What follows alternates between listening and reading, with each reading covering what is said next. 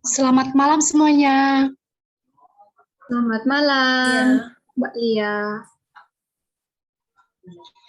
Perkenalkan, nama saya Fidelis Paskali Avrila dari Prodi Pendidikan Keagamaan Katolik dari Universitas Sanata Dharma. Dan rekan saya, Perkenalkan, nama saya Lydia. Saya dari Prodi Pendidikan Keagamaan Katolik, Universitas Sanata Dharma. sebelum kita lanjut ke pertanyaan inti, kami mempersilahkan untuk Kak Diva memperkenalkan diri terlebih dahulu. Silakan, Kak. Ya, terima kasih Lia. Halo, aku Diva Maharani. Aku dari Prodi Psikologi Universitas Sanata Dharma.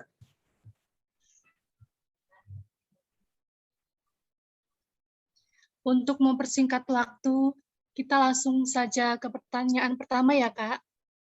Ya. Pertanyaan yang pertama, apa pandangan Kak Diva tentang dialog antar agama?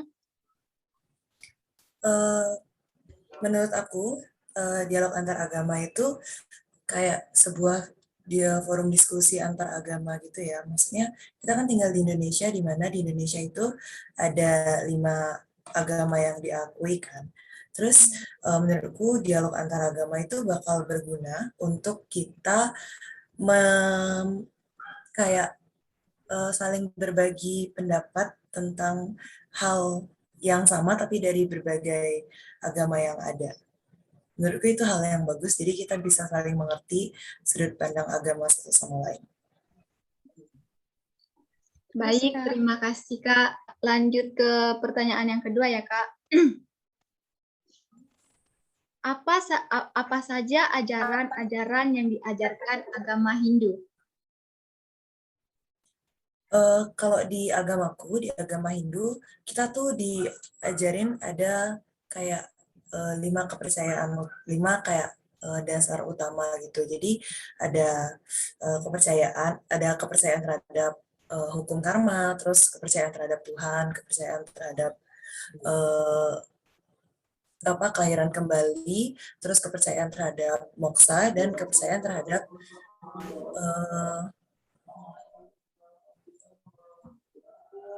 dan yang satu lagi itu kepercayaan kalau apa yang kita lakukan itu harus berdasarkan hal yang baik gitu. Baik, terima kasih Kak. Aku off cam aja boleh nggak? Kayaknya sinyalku nggak kuat deh. Oh, boleh Kak, nggak apa-apa. Boleh. Oke. Baik Kak, untuk pertanyaan yang ketiga, kebiasaan apa saja sih yang sering dilakukan agama Hindu? Kalau di agama Hindu, ada beberapa kebiasaan itu tuh kayak terutama Hindu di Bali ya, kita kan adatnya kayak setiap daerah tuh beda. Jadi, tapi hal yang pasti itu tuh kayak setiap ada upacara adat, upacara kayak kematian, pernikahan, kita tuh ada kebiasaan kayak yang mempersiapkan acaranya itu biasanya nggak cuma dari keluarganya, tapi sampai ke masyarakat yang satu daerah tempat tinggalnya itu kayak bisa dibilang sampai satu RW mungkin kalau gininya ya. Terus dari situ bahkan bisa sampai kayak ke sepupu yang dari luar daerah gitu tuh bisa datang buat ikut prepare acaranya itu. Itu sih kalau di Hindu. Baik, terima kasih Kak. Kita lanjut di pertanyaan yang keempat.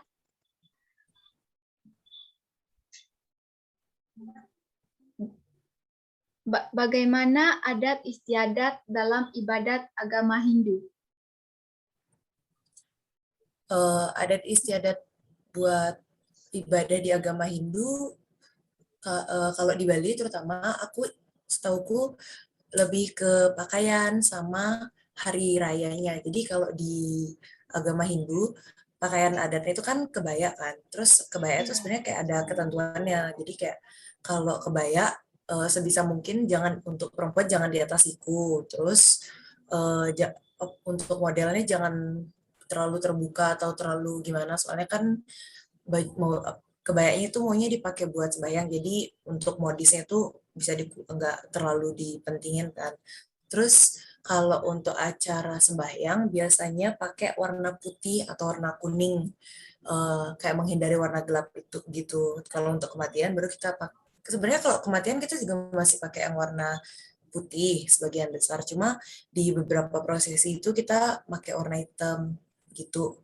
Terus kalau untuk hari raya itu lebih ke perhitungannya sendiri. Jadi kayak ada hari raya setiap 30 hari sekali, ada 15 hari sekali, ada yang 3 sampai 6 bulan sekali, ada yang setahun sekali.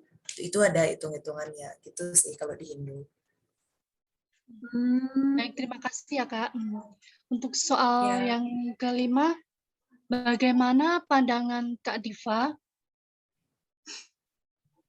tentang gerakan radikal atau fundamental atau teroris?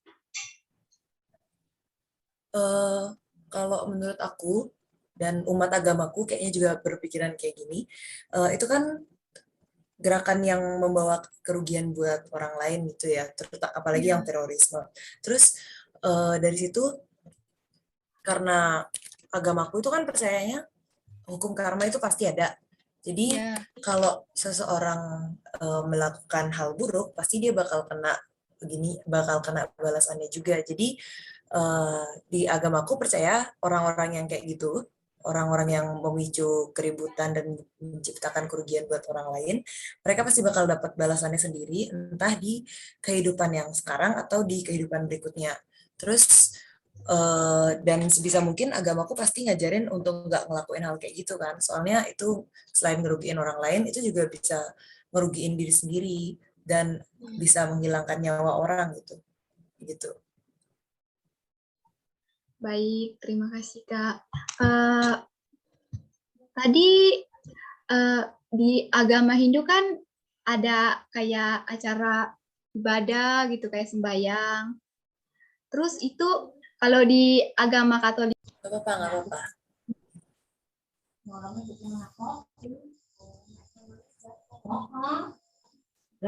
Baik, kita lanjut di pembahasan kita yang tadi. Tadi kita sampai di ini ya. Gimana tadi? Oh, ini pertanyaan saya tadi. Misalnya kalau di agama Katolik itu kan kalau kami kayak ibadah atau misa itu kan yang mimpin namanya pastor. Nah, kalau di agama Hindu yang mimpin kayak acara ibadahnya itu siapa? Kalau di Hindu itu di Hindu kan ada tingkatannya gitu ya, kalau pemimpin upacara gitu.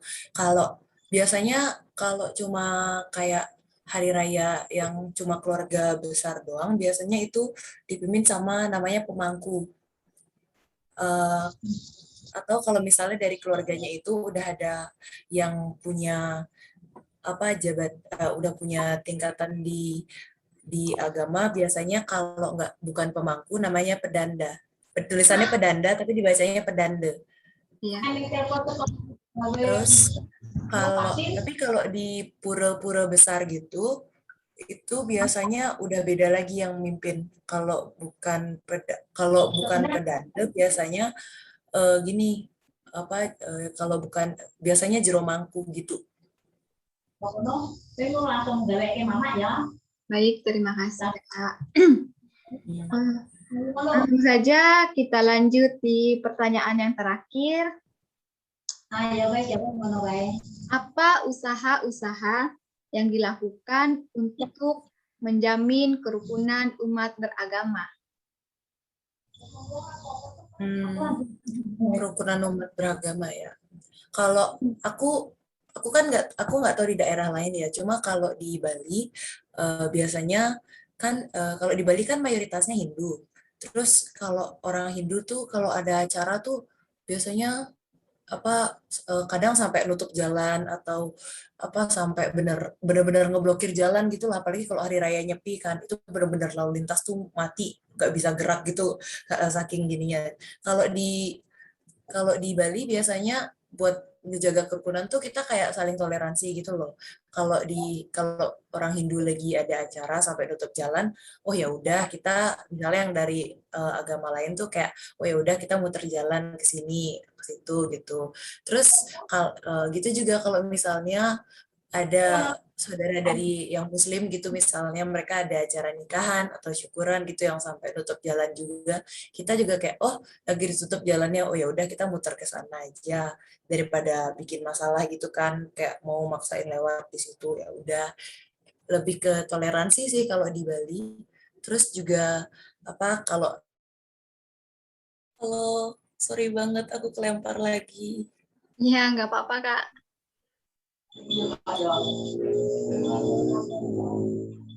Ini aku perlu giniin dari awal kah? Yang pertanyaan terakhir ya.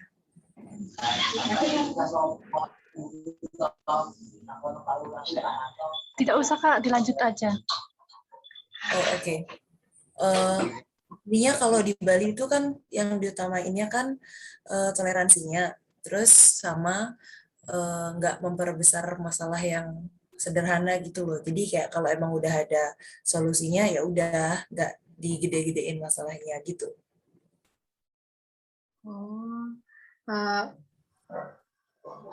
baik, terima kasih Kak Diva. Iya. Terima kasih Kak Diva sudah menyempatkan waktunya untuk berdialog bersama kami. Kami mohon maaf jika ada kesalahan kata yang kurang berkenan di hati Kak Diva. Saya kira pertemuan kita cukup sampai di sini dulu ya Kak.